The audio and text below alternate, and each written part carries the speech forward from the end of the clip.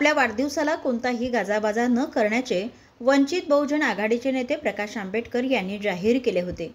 पहेलगाव येथील भ्याड हल्ल्यानंतर देशातील युद्ध सदृश्य परिस्थिती पाहून आपल्या भारतीय सैन्याचे मनोबल वाढविण्याकरिता प्रकाश आंबेडकर यांचा वाढदिवस साजरा न करता शहरातील मुख्य रस्त्यावरून आज तिरंगा रॅली काढण्यात आली।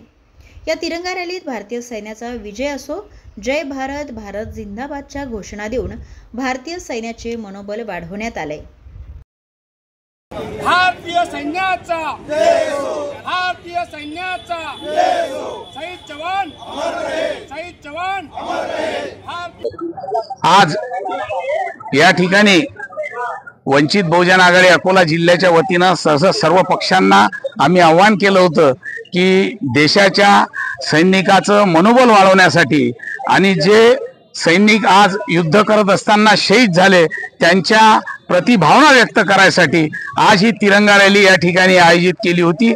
आणि या रॅलीला आमचे राष्ट्रीय अध्यक्ष श्रद्धेय बाळासाहेब आंबेडकरांनी स्वतःचा स्वाभिमान दिवस साजरा न करता या देशातील सैन्याचं मनोबल वाढवावं यासाठी संपूर्ण या तिरंगा रॅलीचं आयोजन करण्यात आलं होतं।